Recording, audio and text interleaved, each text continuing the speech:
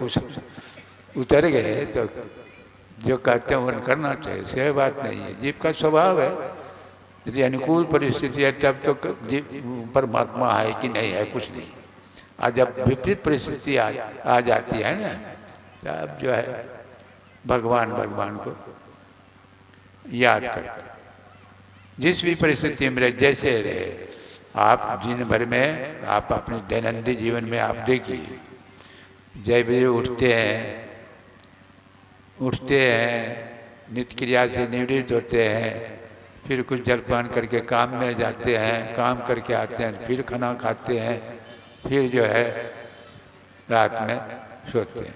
अरे आप उसी 24 घंटा में आप जोड़िए, 24 घंटा में कई घंटा जो है सर्विस करने वाले कई घंटा, 8 घंटा बचता है कितना बताइए? 8 घंटा, 8 दिया 8 दूनी 16 है, 16 घंटा बच, 8 घंटा काम में, 6 घंटा सोने में, 8 6 14 और 14 घंटा तो 10 घंटा क्या करते हैं? फालतू सब गप तप इधर उधर कर रहे हैं। और काम भी किए, सोए भी, खाए भी, ये सब करिए। अब उसी जैसे मान लिया जाए कि भोरे उठे, आधा घंटा 1 घंटा अपना समय दीजिए सुमिरन में। आप करके देखिए, तभी तब नहीं करके देखेंगे तब। अब जैसे स्नान कर लिए, थोड़ा देर आप सिमरन कर लिए, ध्यान कर लीजिए। फिर जब आते हैं काम काज से, जलपान पान करते हैं, मुँह हाथ धो करके, तब फिर थोड़ा सिमरन कर लीजिए। ये 3 समय शास्त्रों में त्रिकाल संध्या कहा गया। 3 समय में सिमरन करने का यही अनुकूल समय है। बाकी समय में ध्यान नहीं हो सकेगा, करते हैं लेकिन नहीं होगा। क्यों? आप देखिए, जो श्वास हमारी चल रही है, श्वास जोड़ते हैं ना हम लोग, कभी दाएं श्वास ज़्यादा चलती है, कभी बाएं श्वास ज़्यादा चलती है, सामान्य श्वास चलती है। लेकिन हाँ, ध्यान के समय में जो समय निर्धारित किया गया, उस समय दोनों श्वास बराबर चलती है। आप देख लीजिए करके, ऐसे हाथ रखिए ना, सांस फेंकिए, देखिए कौन सांस चल रही है, कभी बाएं चलती है, कभी दाएं चलती है। लेकिन उस संध्या समय, ध्यान का जो समय निर्धारित किया गया है, उस समय दोनों सांस सम चलती है, बराबर चलती है। समझ रहे? श्वास साधारण नहीं है, श्वास प्राण शक्ति। सांस निकल जाए तो शरीर रहेगा। आप देखिए ना, आप डॉक्टर आते हैं अंत समय में, थर्मामीटर लगा के देखते हैं, परा नहीं चढ़ा तो मृतक घोषित नहीं करते। जब आवाज़ खटखट की आवाज़ तो नहीं हो रही है, सांस बंद तो मृतक घोषित। और श्वास हम आपकी पूंजी है, उस पूंजी को आप चाहे विषयों में उसको ख़त्म कीजिए, चाहे परमार्थ में ख़त्म कीजिए। समझ रहे हैं? जैसे मान लिया आपके पास 10,000 रुपया है, तो आप जो है 1 महीना उसमें चला सकते हैं, तो उसको तारी दारू शराब में पी करके 10 दिन में ख़त्म करिए, आपकी मर्जी। और यदि उसको ठीक से अति करेंगे तो 1 महीना। उसी तरह श्वास हमारी पूंजी है।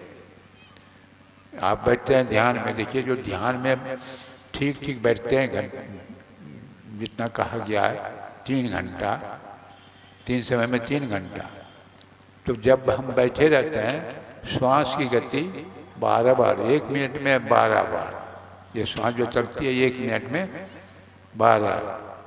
और जब हम चलने लगते हैं तो 18 बार, और जब हम सो जाते हैं तो 30 बार।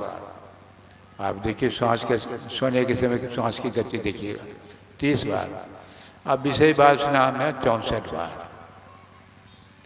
आप देखिए कैसे पुंज खत्म हो रही है। बैठत 12, चलत 18, सोबत पूरे 30, मैथुन में 64 गए, कब भजियों जगदीश। यही तो पूंजी है। जो ज़्यादा ध्यान करेगा उसका आयु बढ़ जाएगी। अरे आप देखिए सतयुग में 1 लाख वर्ष जीते थे। समाधि अवस्था क्या, श्वास बंद है, आप 10 दिन बंद रहिए समाधि में, 1 बरस बंद रहिए, वाल्मीकि मुनि बैठे तो बैठे गए एकदम समाधि में। वाल्मीकि मुनि की कहानी जानते हो, उसके चेहरे पर, सारे शरीर पर और दिव्य मिट्टी।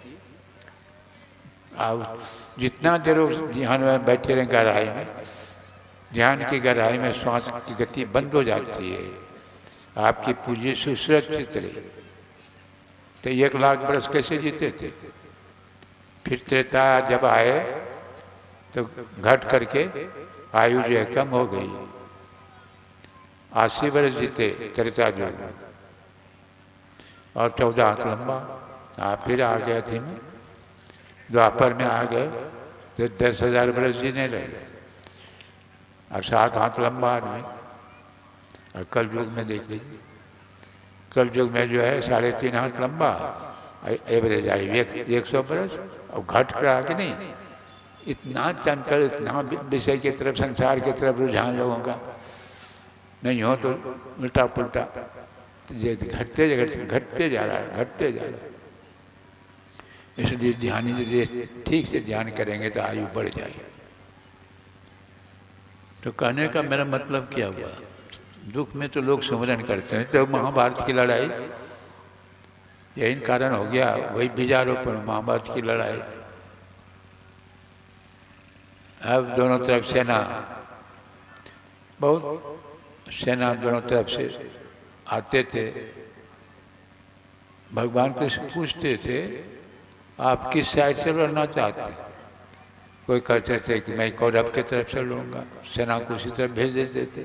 कोई कहता जो जिसका संबंधी, कहते हम पांडव की तरफ से लड़ेंगे, भेज देते थे। एक आया व्यक्ति, पूछते हैं भगवान कि आप किस साइड से लड़ना चाहते हैं? कहते हैं जो हारने वाला है ना उसी तरफ से लड़ेंगे। मतलब कहा हम जिस तरफ रहेंगे उसकी हार नहीं होगी। तो भगवान तो जानते थे कौरव की हार होने वाली है, और उधर उस साइड से लड़ेंगे तो उसकी तो हार होगी नहीं। तो भगवान कहते हैं तू कैसे कहते हो कि जिस साइड से रहेंगे लड़ेंगे उसकी हार नहीं होती है? कहा देखना चाहते हैं? कहा चाहे दिखाइए तो अपना करामत। कहा सुन देखिए, धनुष उठाते हैं, कहते हैं ये वृक्ष जो है ना, देखिए वृक्ष, हाँ कितने पत्ते हैं, बहुत अनगिनत हैं, कितना पत्ता। भगवान एक पत्ते को तोड़ करके अपने पैर के नीचे दबा दिया। अब वह एक बाण उठाते हैं, एक ही बाण में जितने पत्ते थे उस वृक्ष में सबको छेदते हुए भगवान के पास। कहते हैं भगवान आपके जो पैर के नीचे रखे हैं पत्ते को, आप पैर को हटाइए नहीं तो आपका पैर छेद करके पत्ता को छेद देगा। तो भगवान तो समझ गए, तब तो एक के बाण में महाभारत की लड़ाई समाप्त हो जाएगी। कौरव तरफ से लड़ेंगे, पांडव की तो जानते थे पांडव जीतने होगी कौरवे। तब जो है उसका सुदर्शन चक्र से गला काट रहे। जब गला काट दिए तब सभी पांडव और सब भगवान से कहने लगे थे इनको तो लड़ने का शौक था, अब तो ये लड़ नहीं पाएंगे, कम से कम इतनी शक्ति दे दीजिए जब तक महाभारत की लड़ाई चलते रहे, देखें तो देखें कम से कम देखें तो लड़ने का तो लड़ेंगे नहीं, इतनी शक्ति दे तब तक जीवित रहे। तो इस शरीर जो कटा उसमें शक्ति दे दे भगवान। आज एक टिल्ला पर पहाड़ की चोटी पर रख दी। लड़ाई शुरू होते होते होते होते पांडवों को जब जीत हो गई, तब पांडव सब अपना डिंग हंकने लगे, हमारे चलते लड़ाई शुरू, हमारे चलते जीत हुई, हमारे चलते। सभी अपना अपना डिंग हंक रहे। तो भगवान कहते हैं अरे तुम लोग तो लड़ रहे थे नहीं, देखने वाला एक ही पहाड़ की चोटी पर वही देख रहा था। चलिए उसी से पूछ लीजिएगा कि किसके चलते यह विजय हुई। जाते हैं पूछने के लिए, भगवान कहते हैं आप तो देख रहे थे, लड़ाई का दृश्य देख रहे थे, आप मुझे बताइए कि ये जो विजय हुई है पांडवों की किसके बल पर? भीम के बल पर कि अर्जुन के बल पर? कौन? तो आगे भीम अर्जुन ये सब कहाँ दिखाई पड़ता था? तो आपका सुदर्शन चक्र चल रहा था। आप ही का सुदर्शन चक्र दिखाई पड़ता है, सुदर्शन चक्र रहा है, कट रहे हैं, गिर रहे हैं, खून की नदी बह रही है, ये सब कहाँ दिखाई पड़ता है? तब इस